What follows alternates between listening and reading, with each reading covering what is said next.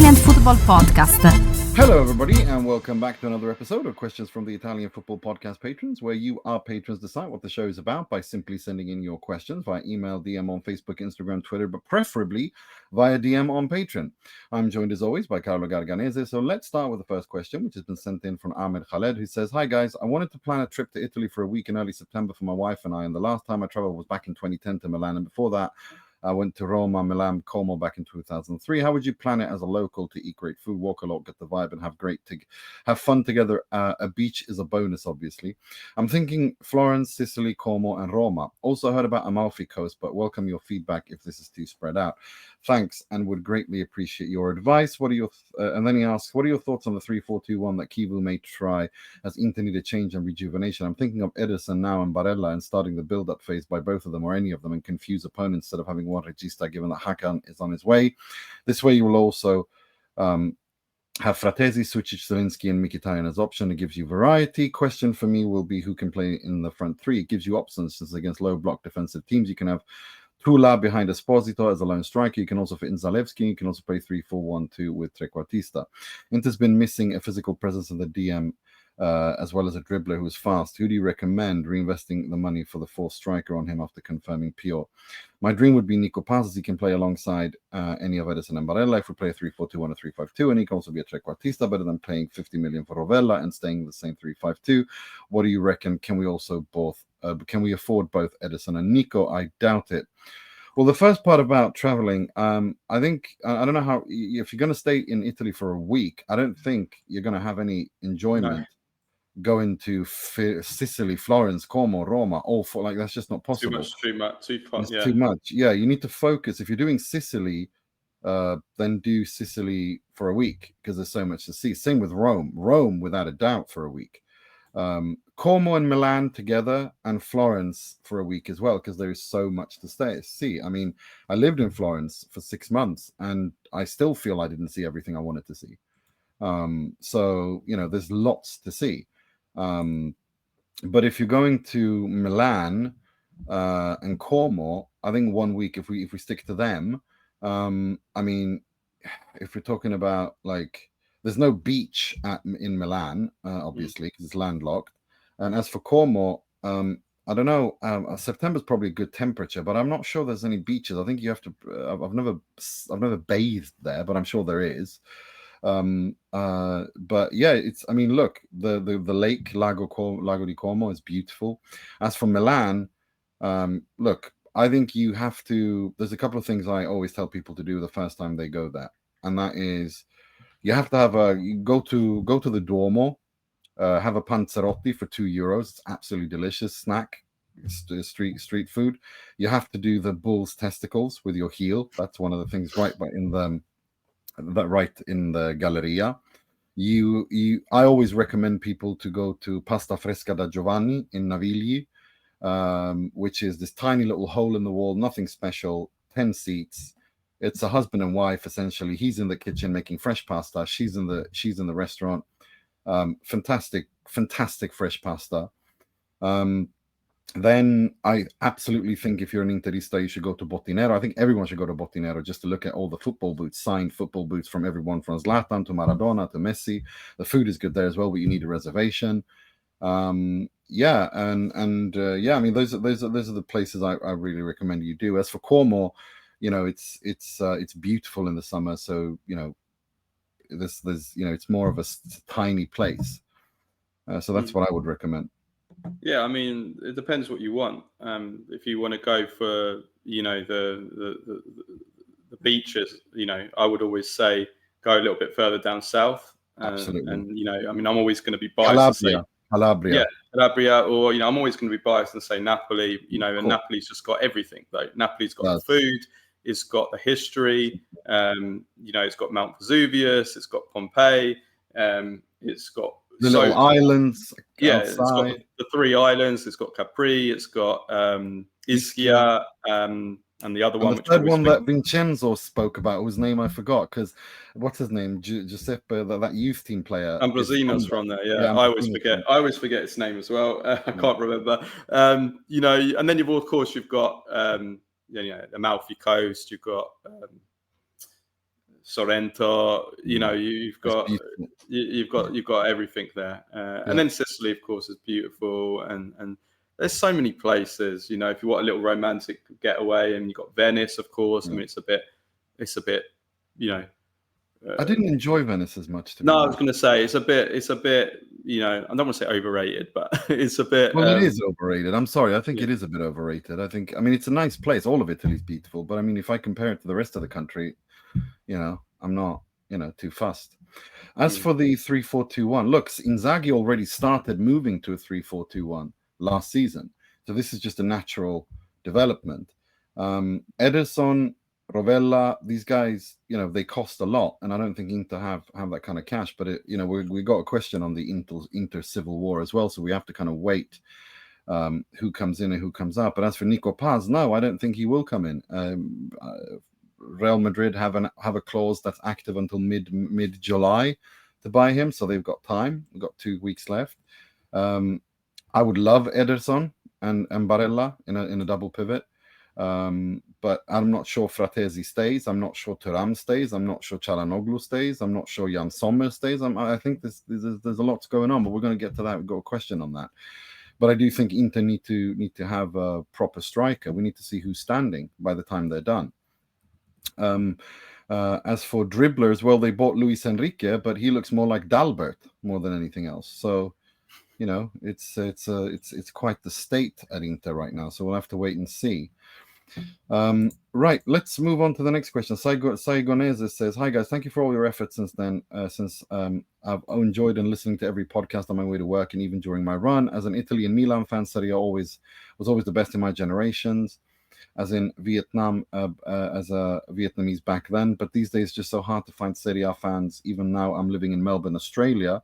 But by the way, quick question. I've seen some sources saying that Prandelli's been working on a project supported by the FIGC to focus on youth development and produce more quality Italian players. Would it be something we can look forward to in Italian football? Have you heard anything about that? I've heard some. I mean, I know that they brought in Prandelli and they want him to head up some kind of project. I don't know the specifics and how much support he's going to get and the competency of executing that project and all that kind of stuff. So it's,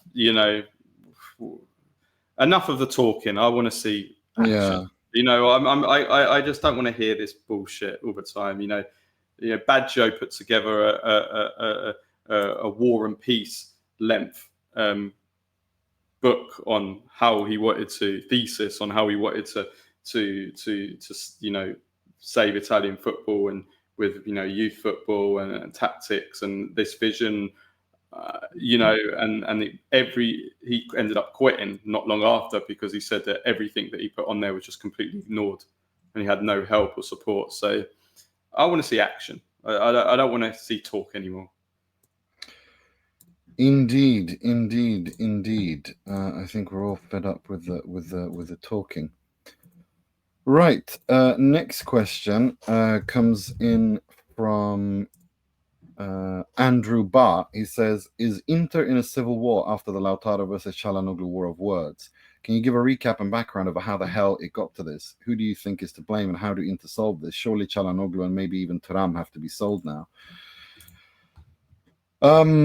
This is let's start with where it all kind of began.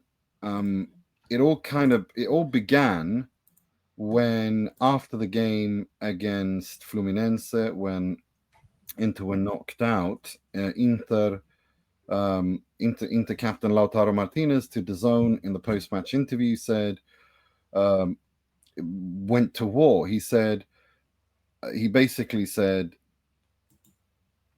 the message is clear. Whoever wants to stay should stay, and whoever doesn't want to stay should go.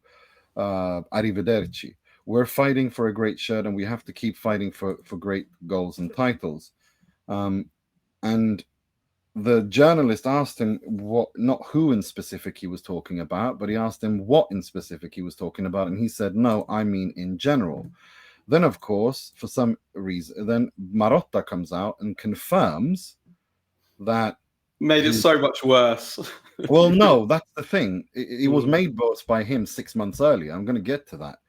He said, these are the words of the captain. There are some suppositions and some truths that I'm underlining. It's something I always say, that when a player no longer wants to be somewhere, it's right for them to go. To date, no one has expressed such a desire. I imagine Lautaro was talking about Calhanoglu. And I said, and then he said, the club will talk with Calhanoglu and find the best possible solution. And then, of course, Calhanoglu's wife decided to get involved on Instagram because that's the age we live in. She put out a post or a story saying some people aren't loyal to you, they're loyal to their need for you. And then Hakan Calhanoglu put out a statement on Instagram, because again, these are the times we live in. After the injury in the Champions League final, we still decided I would travel with the team to the United States. Being there, even without being able to take on to the pitch, was important to me. I wanted to be close to the group to give my support. Unfortunately, during a training session in the US, I suffered another injury in a different area of my body. The diagnosis was clear. It was a muscle tear. That's why I couldn't play in this competition. There's nothing else, no hidden story. We lost yesterday, and it hurts. I live with sadness, not just as a footballer, but as someone who truly cares about this team. Despite the injury, I called some teammates right after the final whistle to show my support, because when you care, that's what you do. What struck me the most, though, were the words that came afterwards. Harsh words, words that divide, not unite. In my whole career, I've never looked for excuses. I've always taken responsibility, and I've even played through the pain. And in difficult moments, I've always tried to be a point of reference, not with words, but with actions. I respect every opinion, even that of a teammate, even that of the president, but respect can't be a one-way street. I've always shown it on and off the pitch, and I believe that in football, as in life, true strength lies in mutual respect, especially in the most delicate moments. I've never betrayed this shirt. I've never said I wasn't happy at Inter. In the past, I've received offers, even very important ones, but I chose to stay because I know what this shirt means to me, and I thought my choices spoke clearly for themselves. I've had the honor of captaining my national team, and there I learned that a true leader is the one who stands by his teammates, not the one who looks for someone to blame when it's the easiest thing to do. I love this sport. I love this club. I love these colors for whom I've given everything every day. As for the future, we'll see. But history will always remember those who stood tall, not those who raised their voices the loudest. So this is where we are now. And then, of course, this post was liked by Simone Inzaghi's wife. This post by Calhanoglu was liked by Marcus Thuram. And this is where we are now.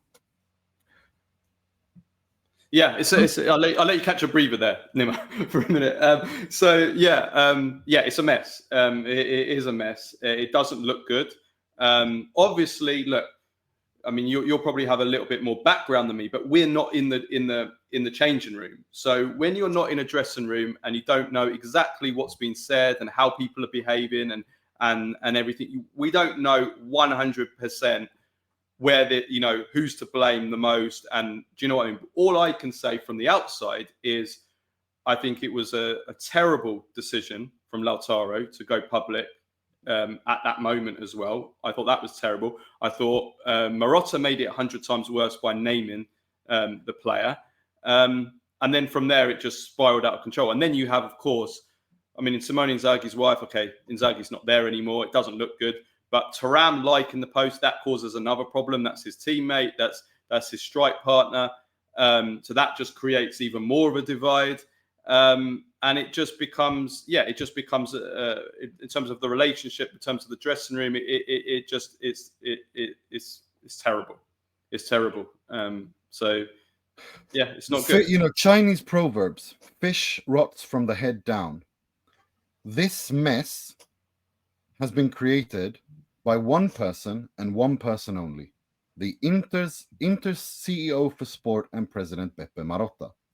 Beppe Marotta is a fantastic director. There's no doubt about that. He's made some fantastic decisions and his career speaks for itself. But when he fucks up, he shits in his hands in front of a giant fan and claps. And now there's shit everywhere. And that's what he has done. He does this time and time again. He takes people for granted. He did the same thing with Skriniar. He did the same thing with Inzaghi. He did the same thing with Perisic. He did the same thing now with Hakan Calhanoglu. This is literally his job, to avoid these situations. What did he take? How did he take Calhanoglu for granted? I just want that clarified. Let me explain. Hakan Calhanoglu had a giant offer from Bayern Munich 12 months ago, which was the right moment to sell him.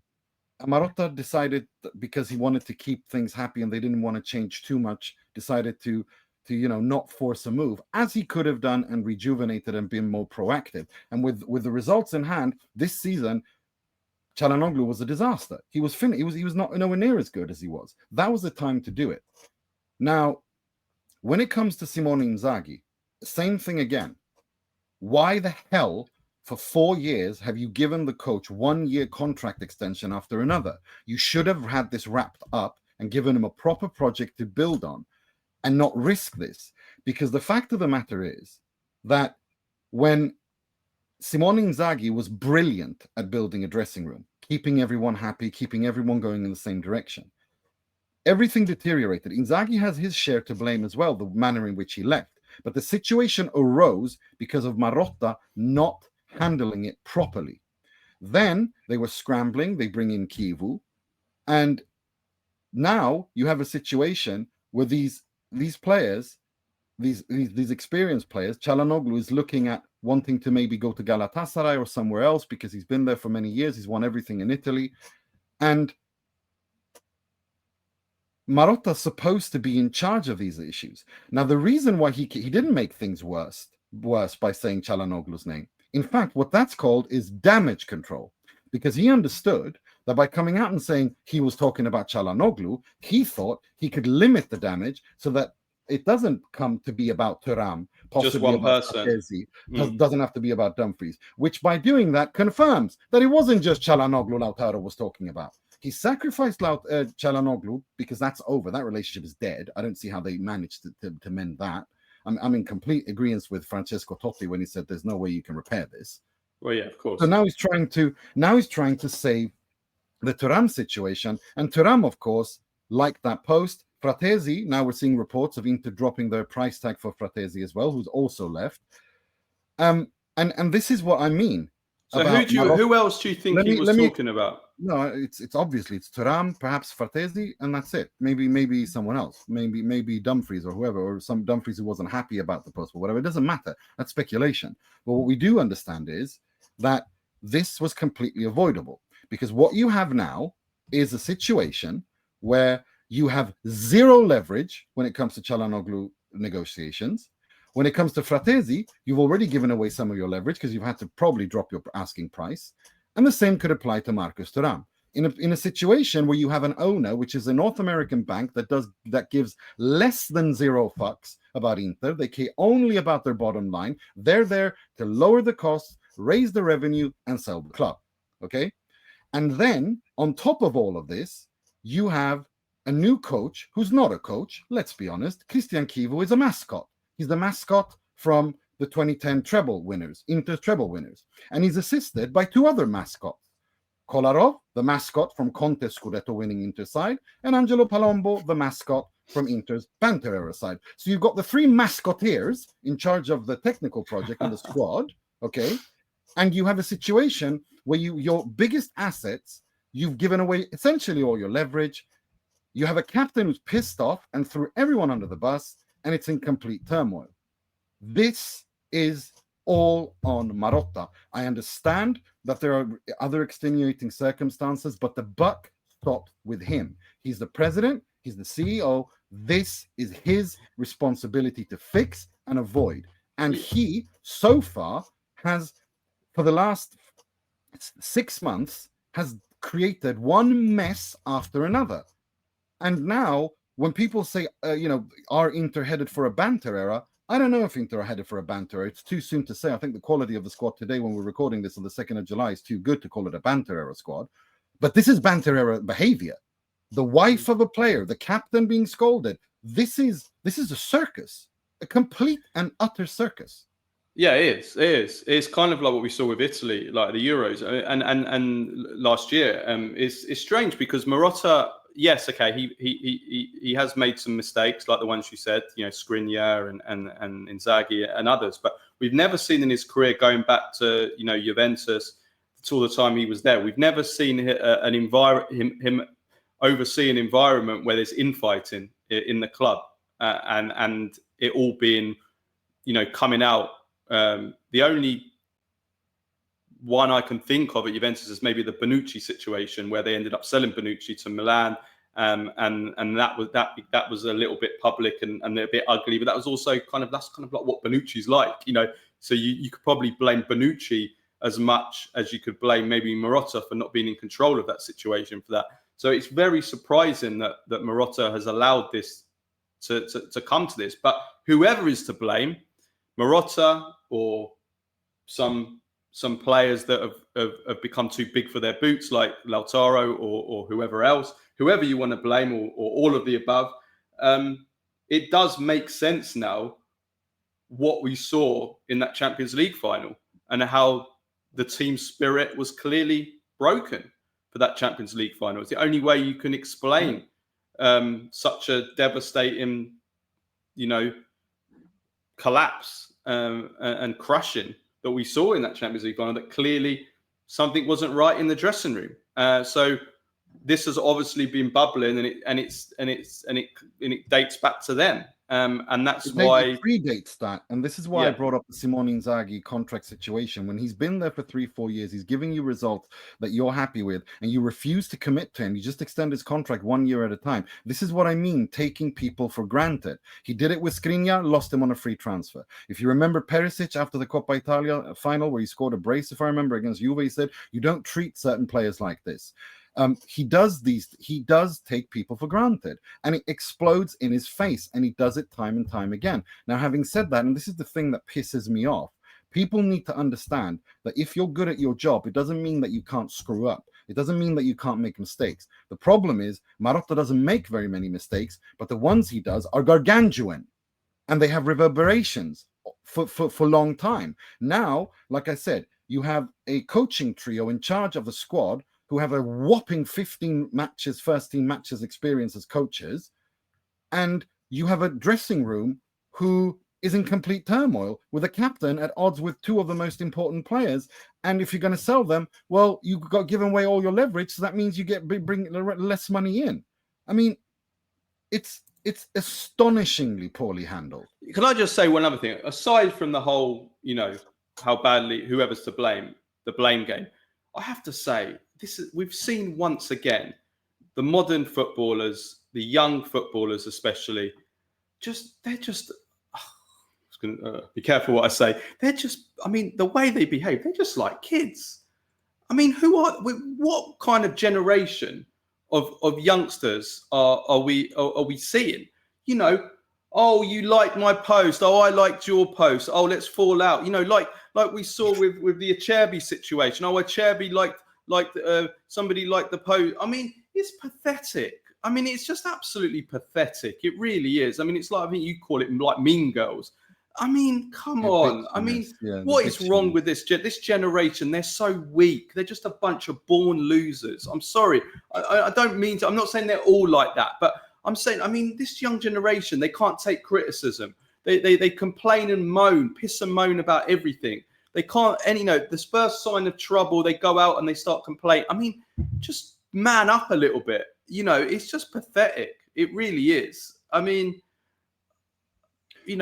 look, that may be true or whatever. I don't, it is what it is. I don't really care about that. My issue is this is avoidable, and there are people employed by the club to make sure this never happens, and they have failed in their jobs. Those are the ones I hold responsible. And if you can't do your job, you shouldn't be there. It's as simple as that. I'm sorry, I don't care about this. I know, but how pathetic is it to see this back and forth being played out between players of the same club? They're doing back and forth over in the public media, and then some players are liking one of the players, and someone just get in a room and just talk it out, or get on the phone and just talk through your problems.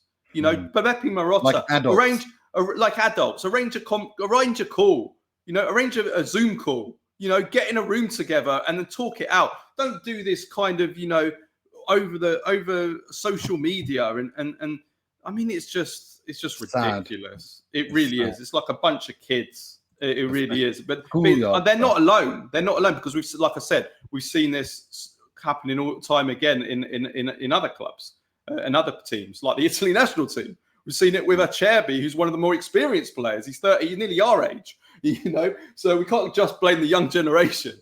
But it's also, maybe it shows how out of touch with reality these footballers are. They're on these huge salaries, they've got all this fame and fortune, and they just think they're just above everyone. And I think it's pathetic.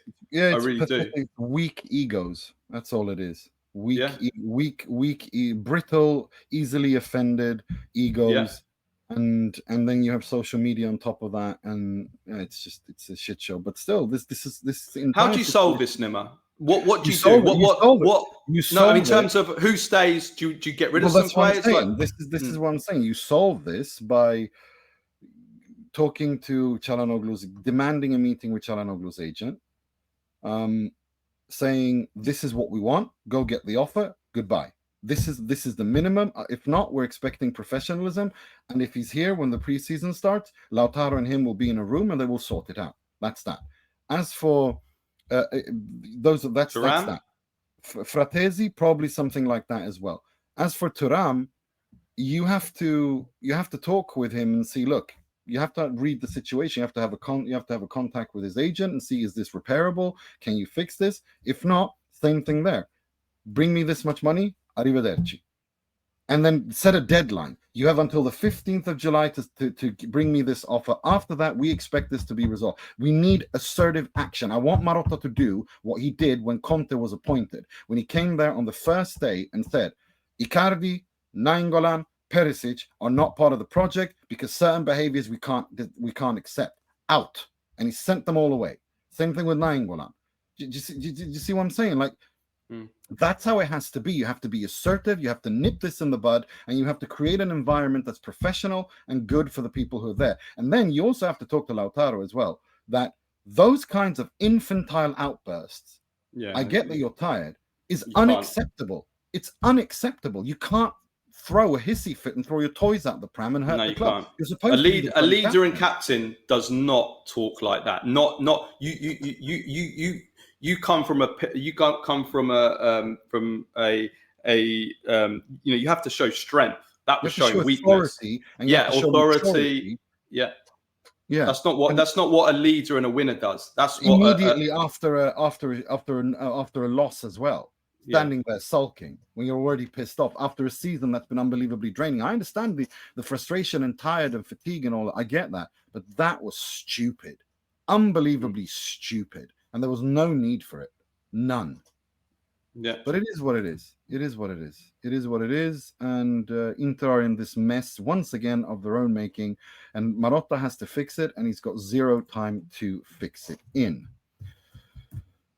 Right. Let's move on to the next question. Leo, who says, big fan of the pod. Thanks for the great work. I don't really know what I'm talking about, but do you think Inter could set up as a 4-2-3-1 some of the time to broaden attacking options? Example, Lautaro behind Thuram, Zalewski and Henrique on the wings, or Lautaro behind Boni with Thuram on the left as he plays for France, thereby including Boni and Thuram together.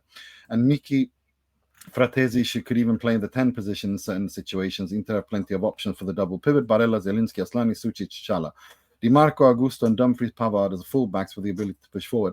I don't think this team is built to start in the 4-2-3-1 formation, but I do think that, we've seen it with Inzaghi as well, that they're very fluid in how they play if the team is organized. But then that requires that you actually have a coach and not a mascot in charge, which isn't what Inter have. They have a mascot. They have three mascots, the three mascoteers. So that's where we are. But it is what it is. But I don't think this team is built to start a formation in a 4-2-3-1. No, you don't have any wingers, so you can't play a winger system with no wingers. Yeah, no, you can't. You really can't. You really can't. Mike writes, "Hey guys, I'm from Australia. Love the pod. I'm pretty much the only person I know who follows Serie A, so your updates are a lifeline. My question is about something you've probably discussed a lot: Italian players and Italian teams. I'm a Juve fan, but honestly, I'm struggling to care about the team when there are barely any Italians on the lineup. Every transfer rumor seems to be about foreign players, and the whole Italia-Juve thing feels like bullshit. Same with Milan and others. It's pushing me away from the league. I find myself more drawn to clubs like Atalanta last year or Fiorentina this year, teams with a strong Italian identity. Do you guys ever feel that? Would you still support your club if there was nothing Italian left, no players, coaches, or ownership? I hate that it's turning me off, but it is. Also, which younger Italians would you call up to the national team right now? We need fresh blood. I like Baldanzi, Parisi, etc. What do you think about? You start with the Juve thing. What do you think about trying to create more of a Juventus identity? Yeah, well, he says he feels more disillusioned with Juve because they don't have that many Italians. I mean, I think it's just reflective of Italian football as a whole. I don't think it's just a Juventus thing, is it? We're seeing it, across the board. Unfortunately, I think we touched upon this last week. I mean, when 30% of the league is Italian, then obviously that does have a knock-on effect on the Italy massive knock-on effect on the Italy national team. Players don't get a chance. I don't look at it as just, just in that small bubble of the identity. But I think, yes, the identity as a whole of Italian football has definitely been lost, hasn't it? There's no doubt about it.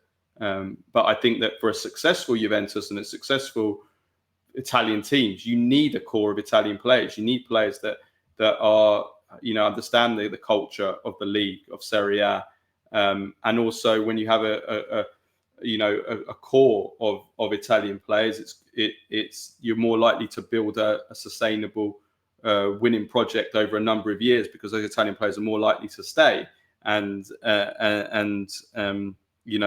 you're more likely to get less likely to get a civil war like we've seen at Inter right now. When it's Italian players. So I mean, I think that I don't think I think it's definitely negative. The sheer numbers of foreign players in the league. There's way too many. There's no doubt about that.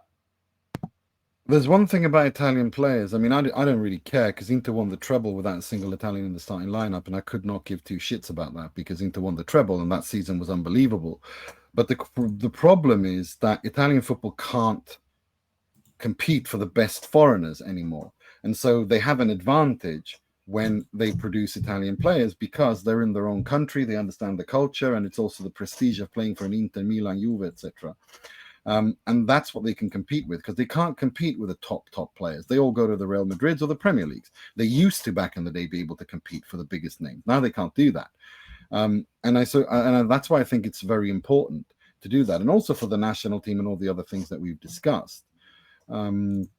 So of course, I don't get turned off because of that. I get turned off when the project is not serious, when there's no clear idea of what they want to do, when there's no coherence in what they're doing. I think also that people don't have an issue when you're buying top foreign players. Exactly. But when you're signing Lord Kelly for 25 million, when you could have a Coppola for 10 million. Exactly. When you're signing Timothy Weah, when you're signing Weston McKennie, when you're signing this level of foreign players who are just not anywhere close to the level of Juventus, not the Juventus level of today, and certainly nowhere close to the level of Juventus of yesterday, that's not acceptable. That is where you say, well, we're better off going with some young Italian talent, and if it doesn't work out with the young Italian talent, then it doesn't work out.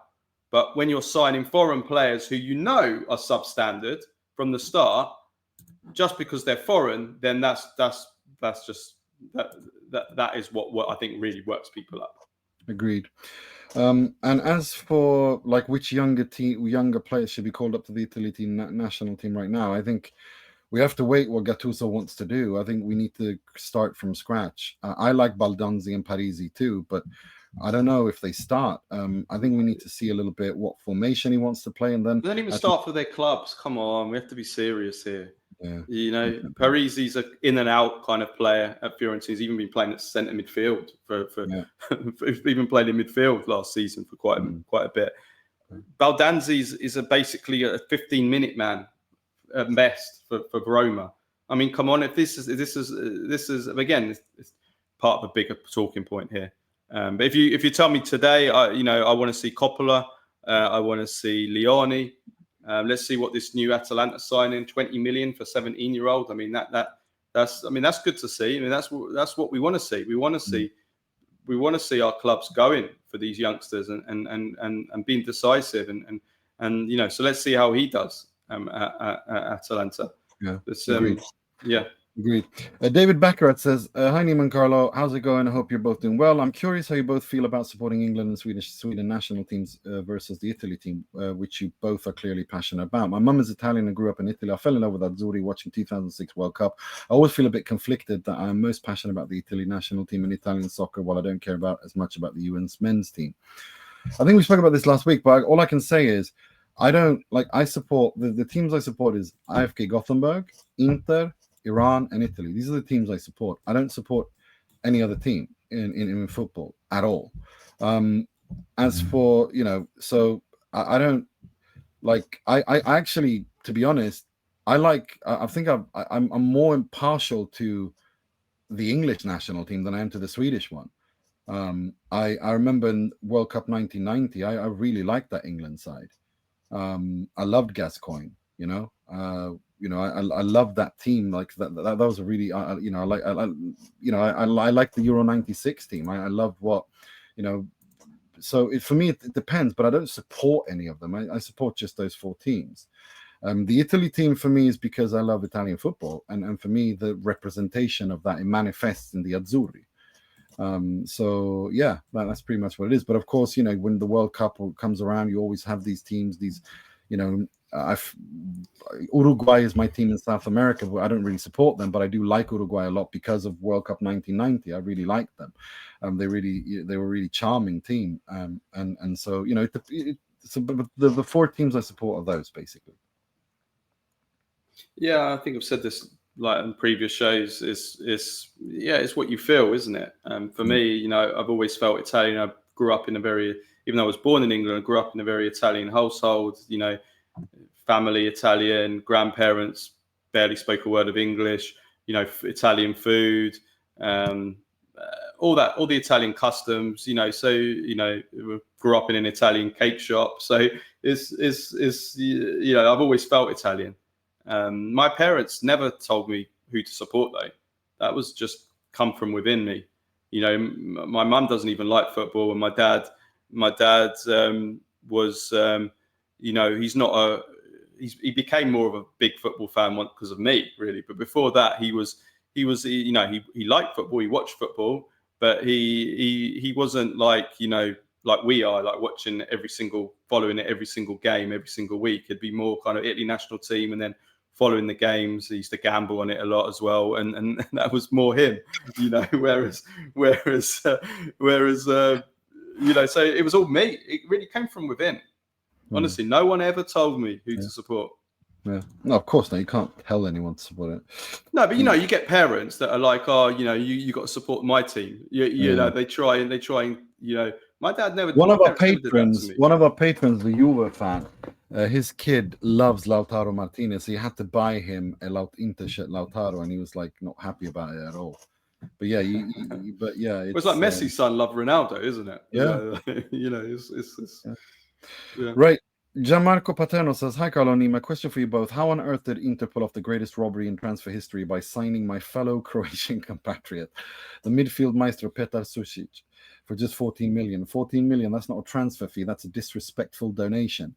How are the rest of the Serie A clubs so collectively dumb? Did they all agree to go on a group sabbatical from scouting? This man is Brozovic 2.0, but with better hair and a more poetic soul. Jesus. He's got the vision of Xavi, the movement of a prime Kroos, and the touch of Ronaldinho dancing in the streets of Rijeka. How are we this blessed? Has Marotta sold his soul to Balkan football deity? Warm regards, Gianmarco Paternovic, proud Croatian, midfield romantic, and Petar Sucic, truth teller. I will be honest with him and say the only thing that I think is keeping me somewhat calm is Sucic. I absolutely love this guy. What I've seen, and I think he's probably one of the greatest talents to come out of the Balkans in a very, very long time. I can't see Inter hanging on to him for very longer if they're going to continue this shit show. But if they can actually get this shit together and do something and maybe win a trophy or two this season, which I think is highly unlikely, and give him a role where he can grow and improve, I think we're talking about a future superstar, like one of the best in the world in his position. Because so far he has blown me off out of the water with how impressed I am by him. He's such a complete player, at least on the face of it. Yeah, well, there you go. I mean, that's why when Inter fans, I've got a lot of Inter fans that they're all very dramatic at the moment with what's going on, and obviously off the pitch stuff is not good. You need a changing room. You need to whip any team. Doesn't matter how good you are. You need. But again, on paper, you look at this Inter team. On paper, right now, as of July the 2nd, Inter have the best squad in Serie A. Simple as that. Right now, obviously, we'll see at the end of the window, Napoli going to buy a lot of players. Right now, Inter have the best squad in Serie A. When you add Sucic to it, when you add Boni, who I think is a big talent, again, we have to see how both these players develop. Just being a big talent doesn't necessarily mean you're going to become. But I think that and then you've got Pio Esposito, who's the best young Italian striker coming through, or maybe the only Italian striker coming through. It's actually things. Depends how you want to look at it in a positive light. If you look at it in that sense, in terms of on paper, there's lots of things to be optimistic for Inter. So everyone can get dramatic. I've got a friend. I'm going to give him a shout out, Andrea. After he's so dramatic, Andrea. We're not even going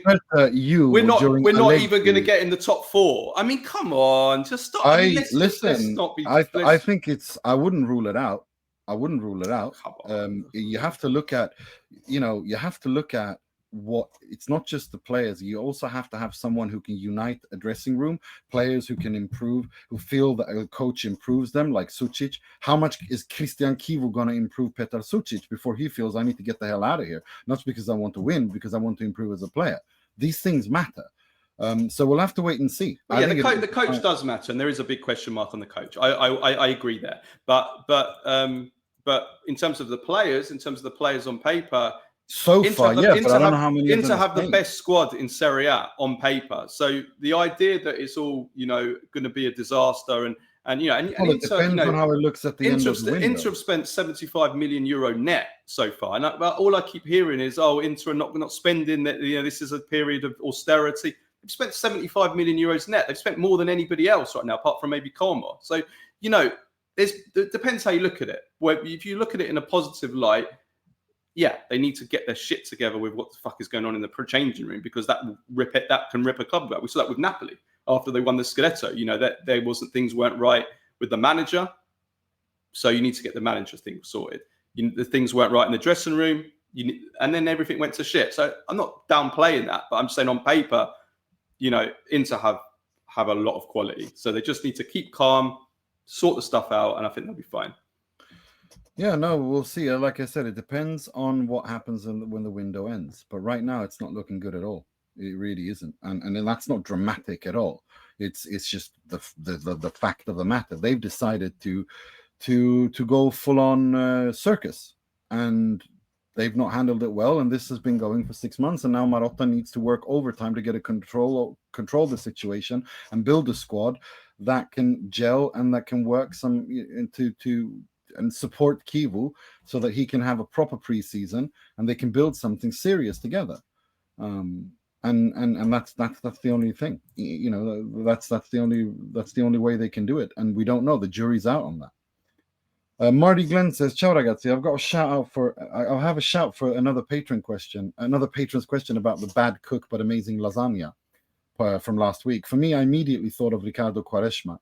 The guy had some decent spells at Porto and Besiktas, but never really broke into the Inter team, was always kind of average despite what his YouTube skills highlights might suggest. However, his amazing lasagna was the absolute madness of a Trivela shot he had. Anytime he would cut in from the right at the edge of the box, where you'd expect the left footer to curl it Arjen Robben style, he would smash that with the outside of his right boot and viciously whip the ball far post top bins. The flight of the ball was truly something to behold. It's a shame he didn't get playing time in the 2010 World Cup because I would have paid a lot of money to watch him hit that Adidas Jabulani ball. I have to say, when it comes to Quaresma, I don't know I think I've told this story on the pod before many years ago, but after, I think this was about 10, 15 years ago, after a wet night out, like stupid o'clock in the morning, I was going home in a taxi, and the taxi driver was Portuguese, and he claimed, I didn't dream this, but he argued that the reason why Quaresma could hit that without that Trivela shot as much as he does and so well that he does, because he's got 6 toes. He's got a 6th toe on his right foot. Oh, really? I don't know if that's true or not, but I don't. Well, that would explain why he's the most overhyped and overrated player there's ever been. I never got it. Ever from when he was a kid growing. I remember him playing for the Portugal under-21s when he was an exciting player to watch.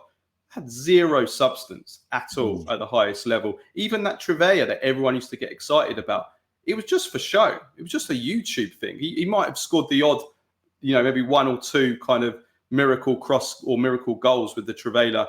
But, 9 times out of 10, that Trivela was just completely waste of time, just for show. You could have crossed it in with your left foot with more accuracy.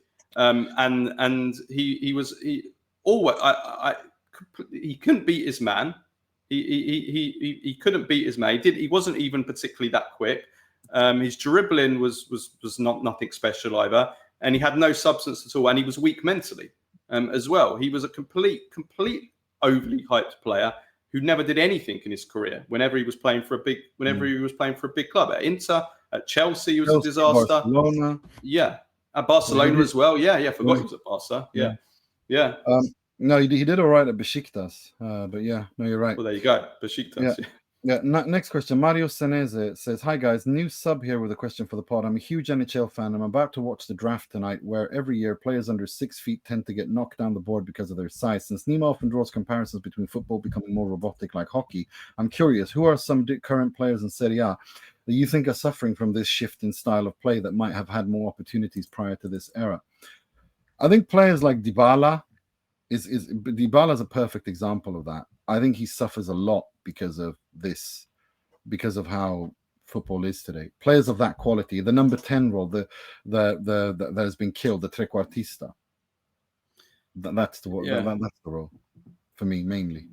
Yeah, and the regista, the Pirlo. It's not. It's more the positions or the former positions that have been affected rather than current players, because those players just don't get created anymore or don't emerge anymore because of that. So Dybala is a very, and he's old now, not old, but he's 32, going to be 32 now. So you just don't get them emerging. But yeah, the regista, the number 10, the number 9, the fantasy players, the free role players, the players that just can attack and not ever, but also defenders that actually just defend and not, but maybe not so good constructing the play or on the ball. Those players have disappeared because now defenders have to be able to be good on the ball and pass the ball and cross the ball and break the lines and have a good short game. So those players have disappeared, just like world-class defenders who were just there just to defend. And those have disappeared as well.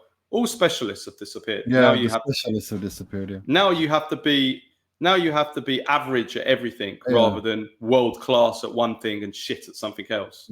Agreed. 100% agreed. Jack Hacken says, "Hi Neiman Carlo, got a question for the pod. In the Netherlands, there's such a thing known as an arbitration tribunal at the Dutch Football Association, where a legal dispute resolution process within the context of Dutch football. Arbitration in this setting involves a neutral third party hearing and deciding on disputes typically related to football matters such as player transfers, contract disputes, disciplinary issues, or conflicts between clubs, players, and other stakeholders. Is there such a thing in Italian football and at the FIGC? And if so, could you tell me about a few cases, crazy ones that you remember? And who makes the better suits, Armani or Moncler?" Well, Moncler don't make suits. They make expensive crap for drug dealers and footballers. Armani makes suits. So there's that. As for the FIGC, they do have an arbitration panel in these things. And if it's not settled by that, it goes to the CAS, the Court Arbitral Sportif, the one that is above all of them. I can't think of anyone's just off the top of my head. Pandev, Lazio, January 2010. I think that's how Inter were able to sign him. I can't remember any crazy ones right now. Can you remember anyone? The only one I can remember, but I don't know if this was Serie A or whether it was UEFA, like it's kind of like European body, was Luis Figo, signed for both Parma and Juventus at the same time in the 1990s. He signed 2 contracts. And as a result, he got a long ban from Italian football because of it. And so in the end, he couldn't sign for either of them. And in the end, he joined Barcelona instead. And so I don't know. I can't really remember who kind of. I can't remember. I guess to be banned from Italian football, he would have had to have gone through an Italian body. So I guess it did. But in the end, he couldn't sign for either, and he joined Barcelona instead. I think that was 96. I think. Yeah. I don't remember. Can't think of any off the top of my head. Daniel Bowen says, "Hi fellas, question for the pod. If Napoli repeat this year, making it 3 out of 4 Scudetti and reaching a Champions League final by next season, and sprinkle in a Supercoppa, does that put this current state of Napoli higher on the pedestal of success than the Maradona era?" I think they'd have to win something in Europe. I think because if you remember when Maradona won the UEFA Cup, that was like the Champions League back then. Because if you remember, the European Cup only had 1 team from each league. The UEFA Cup had 2 places, 2 to 5. So the best teams overall were in the UEFA Cup in terms of the sheer volume of teams. Yeah. For me, it's like they'd have to win the Champions League. I don't think they need to win the Scudetto. I think if they win the Champions League this season, then this De Laurentiis era, I think, supersedes in terms of achievements that which the Maradona era did. They have to win. Simple. They have to win the Champions League to supersede it. Anything less, no, because you have to take into account the quality of the Serie A. Exactly. Simple as that. The quality of the Serie A now is, let's be honest, it's low. Whereas back in when Maradona's era, in the world, it was the best league in the world. Yeah. Gabor says, "Hi, Neiman Carlo. Hope you're well. I've got a question for the pod. It's about my favorite player of all time, Alessandro Del Piero. Of course, I'm not surprised his name never comes up in those silly greatest of all time debates. I think it's a stupid discussion, and just remotely hurt and saddened when people usually forget his name, even when it comes to discussing the best Italian player of his era, saying Baggio or Totti instead. One of the reasons for it might be his injury, which had occurred around the time when he was, and I think that's just fair, the best informed overall player in the world. Most people will probably say either Ronaldo or Figo, but I disagree. It's also usually dismissed that he had come back marvelously from that horrible injury. I would argue that while he had, as a matter of fact, lost some of his pace, he had become an even more complete overall attacker. However, I think the main reason he seems to be disgracefully underappreciated is that these silly GOAT discussions are always based on trophies won by a player, even though he had won quite a handful, and how successful a player's club had been during his era, which I've always found insultingly stupid as a criteria regarding that. Football is a team sport, so cups and trophies won by a whole squad shouldn't count as much as comparing individual greatness. Also, if a squad of players, although altogether isn't completely successful, like Barcelona Real dominance during the Messi Ronaldo era, it doesn't mean that one of their players couldn't have been the best ever player in the world his country era. Of course, I'm biased for Del Piero, as he was the one who made me fall in love with football, and I can't dismiss what my eye test showed me as a kid. I've never seen a more complete player who had so much flair, finishing, football IQ, leadership, and chance creating mixed all together. To me, that is football, and that's what defines the greatest player of all time, of course, in a really subjective way. However, I would like to hear your thoughts on how you rate and remember Del Piero, whether you agree that he's been massively underrated and kind of forgotten, compared to his great, unique talent and what he had meant and still should mean for club and country and the whole world of football. Also, if you agree, what's your answer? Why do you think he's so under-discussed these days? A segment about him, maybe an interview one day, would really cheer me up about this dreadful season, the non-stop headache of another coming disaster, of a transfer window for Juve, and the constant sickness felt by that Trump meeting. My mental health would really appreciate your answers. We wish you all my best from Hungary, Gabor.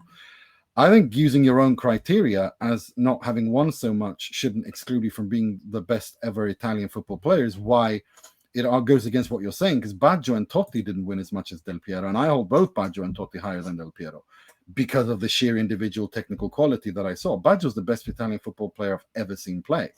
I mean, he was the best ever. I've never seen a better Italian football player to date. And Francesco Totti he's one of those that's born every 100 years. Like he would do things. I don't even support Roma, but he would do things that would just take my breath away. Same thing with Maradona. Maradona didn't win as much as Messi or Ronaldo, but he's the best ever for me of all time. Doesn't mean that Del Piero is shit, but I just think that, for me, Totti, Baggio, Maradona, Ronaldo, R9, they were just better players. I think why Del Piero gets rated lower than Totti and Baggio is because of his Italy national team career. When you look back to the past and you rate players Fair over point. history, you generally, what sticks in the mind more are international tournaments, World Cups, Euros. That's what you remember.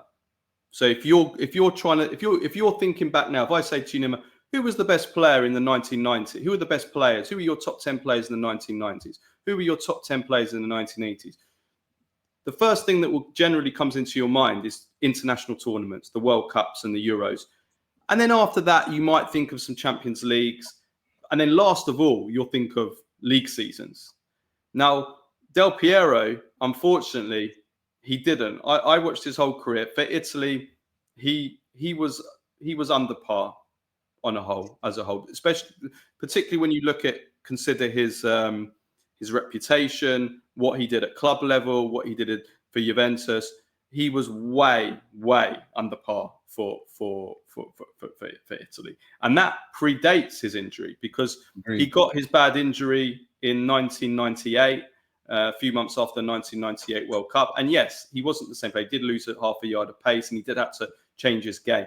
But even before that tournament, at Euro 96, he was very, very poor at Euro 96. At the World Cup 1998, he was average at best, really, in 1998.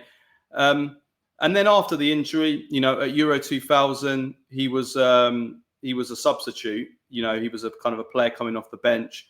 And of course, he had that unfortunate, what happened in the final where he missed 2 one-on-ones at 1-0 to kill the game at 1-0, and Italy ended up losing. And then at 2002, Totti was picked ahead of him, and I think he scored a goal, but Italy went out early. And then 2004, Italy went out early.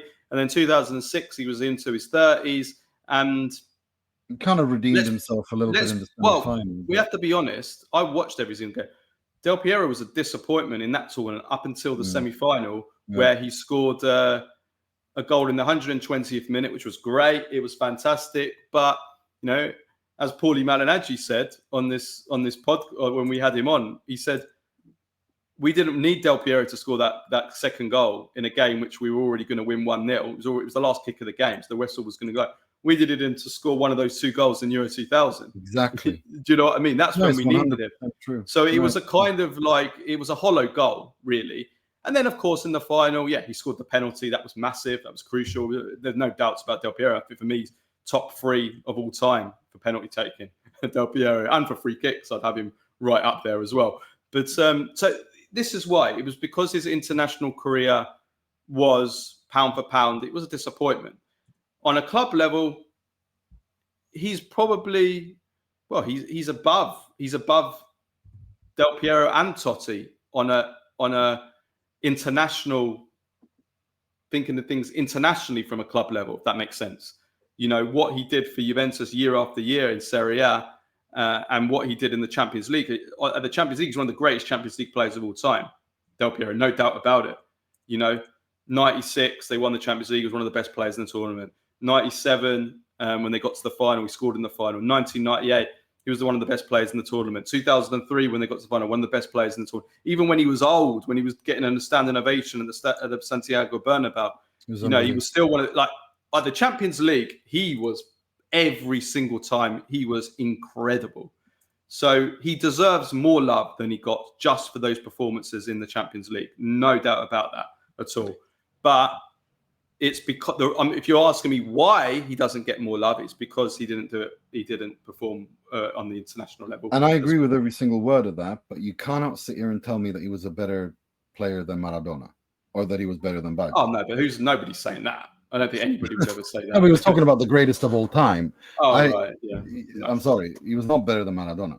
He was not better than Messi. He was not better than Ronaldo. He was not better than Cruyff. Do you know what I mean? Like, we're talking, if we're talking greatest of all time, he wasn't better than them.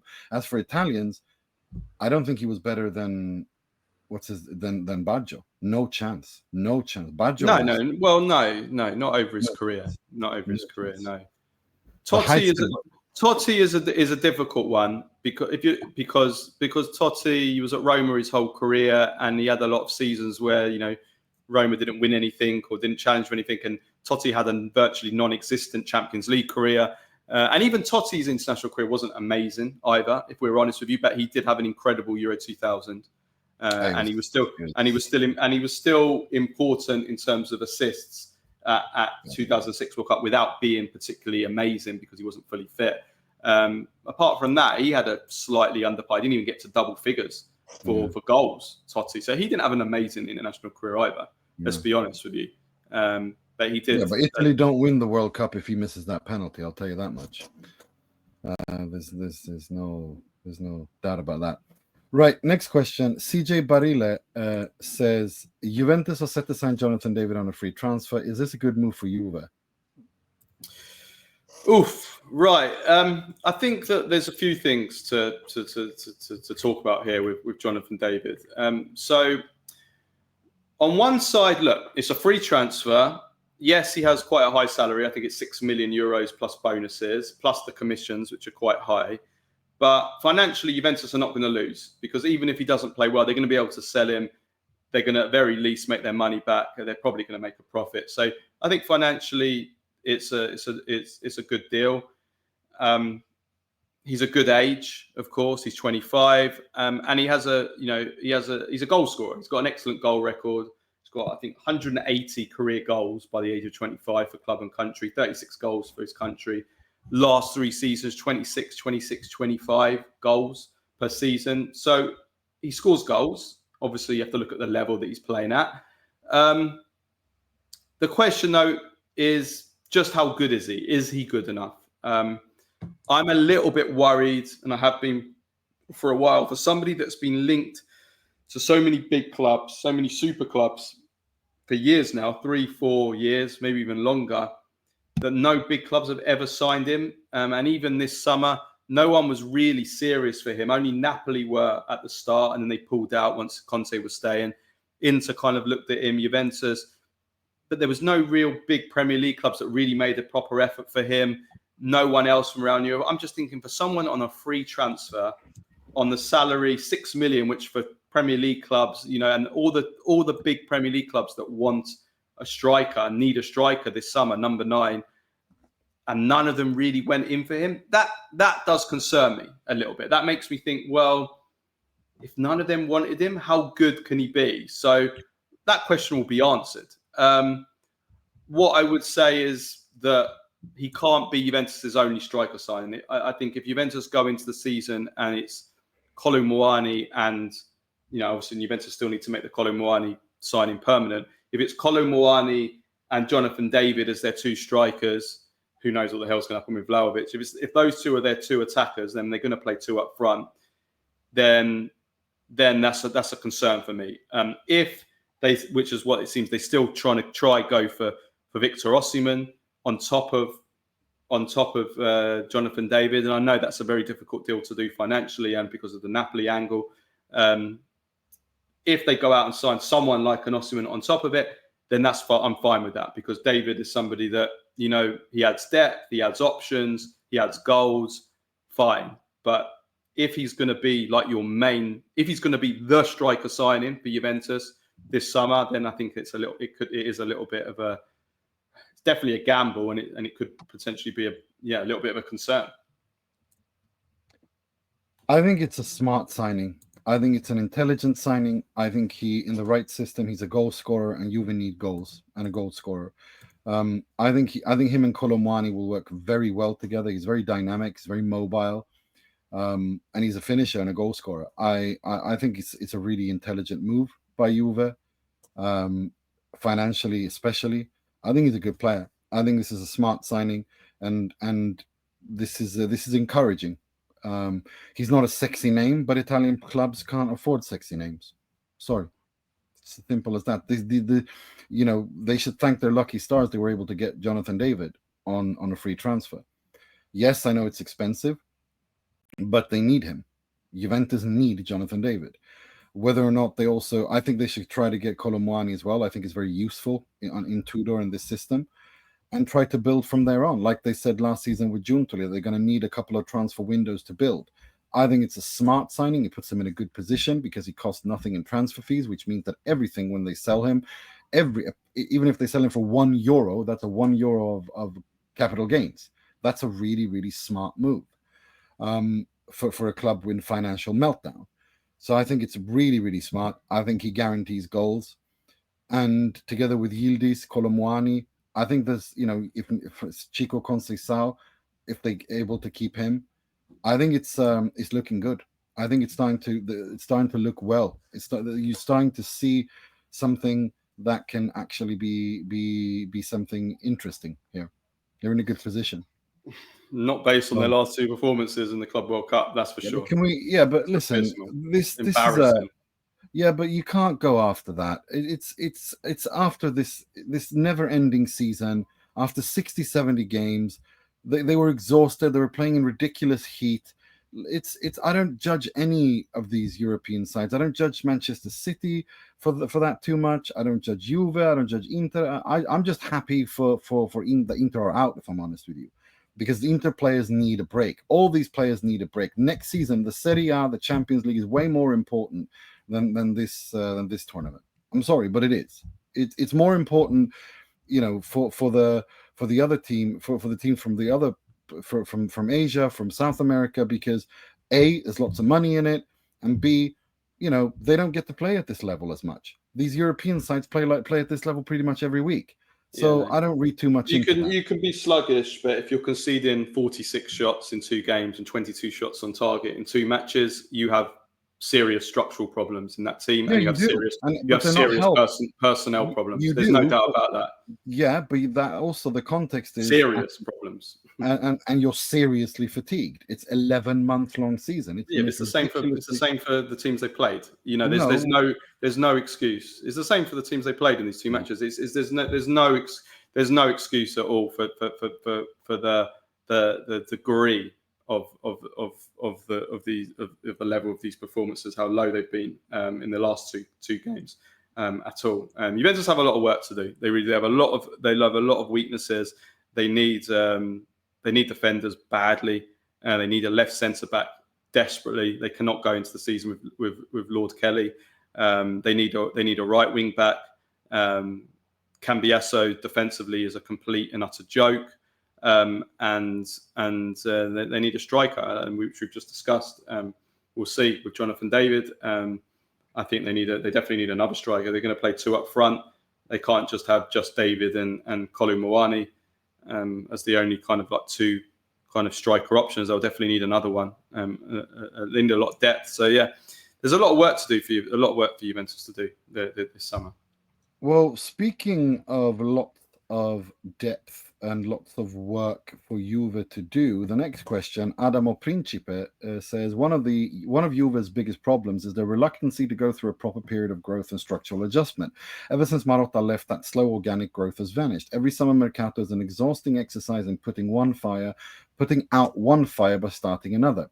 Is it realistic to think this next season will be more of the same? Is this Juve in the right place for a proper growing period? I think that's a good question, actually.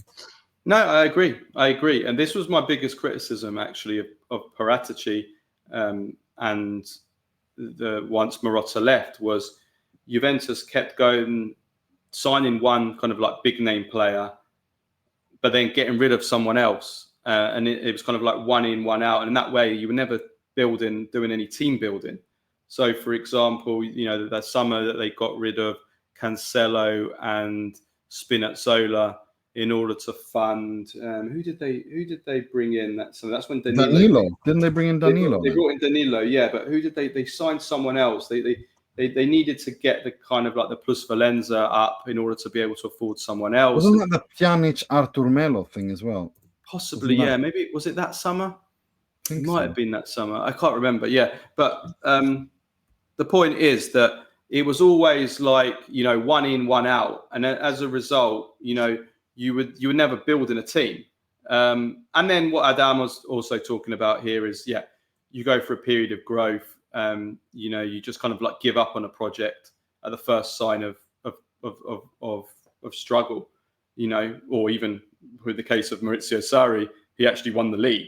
You know, so you have Maurizio Sarri in, you try and go towards a project of a more kind of progressive, more a coach that kind of plays more kind of possession football from a counter-attacking manager before in Allegri. Then after a year, even though he won the Scudetto, you just give up on it completely. And then you go to a complete novice in Pirlo. And then after 1 year under Pirlo, in a season in which, you know, I'm not going to say Pirlo's a good manager at all. He's not. But he actually probably done the best job out of all the recent managers in developing players. Like, developed a few players that season. You then give up on him, and then you return back to Allegri. And then you go from Allegri back to Thiago Motta, who's completely the other end of the scale. And then you go from Thiago Motta back to a more pragmatic manager in Tudor. And you swap from 4-man defenses to 3-man defenses to winger systems to, you know, there's not been any kind of consistency or nothing. There's no coherency. No. That's the thing. There's not been anything coherent, and and we know why, because the entire previous board screwed up, had to resign in shame, and now this new board has been trying to find their new feet, and they've been trying to find a new project, and that's where we are. So it's a little bit, you know, it's the lack of consistency, it's the lack of, you know, lack of organization. There's lack of organization and structure, from the top, financial solidity. It's all of those things, and I think that's what kind of, in various degrees, is the problem at Inter and Juve. I think with Milan, it's more an owner who is clueless when it comes to football. Whilst at Napoli, they're actually in a good position for the first time since Juve won 9 in a row. And I'm not saying Napoli are going to win 9 in a row, but they're actually the best position to create a winning cycle and actually, as the reigning champions, push on and push forward. Where you know, on the 2nd of July 2025 is where, you know, that's how it looks. But we have to wait and see where this lands, where this ends, and where, you know, how the Mercato looks. But it's funny you mentioned Pirlo, because for me, the Kivu appointment is Pirlo all over again for me. It's Inter doing the Juve Pirlo appointment. But let's see. Right, that's all the questions we have time for. We've got more questions sent in. We've got 5 more questions sent in from Gianmarco, Jamie, Ricardo, Sean, and Mahan. We'll be adding them for next week because they're not time sensitive. So we'll be adding them to next week. But please do remember to send. Oh, before I actually say that, we're going to have a pod next week. We're going to have a Q&A as always on the Wednesday. We're doing another transfer deep dive. If you haven't checked out the Napoli one, please do. That was really, really good. Vincenzo is absolutely brilliant. We're planning to do one next week. We're kind of working out the details. We're not ready to say exactly who we're doing it with, or which club we're doing, but we're working out the details for that. So there will be a pod on Monday. We're hoping for that to be a club-specific Mercato deep dive, and then of course the Q&A next week. And in order for us to have a Q&A next week, please do send in your questions via Instagram, Twitter, Facebook, email, but preferably via DM on Patreon. Take care of yourself. Until next time, take care of yourselves and each other. Ciao, ciao.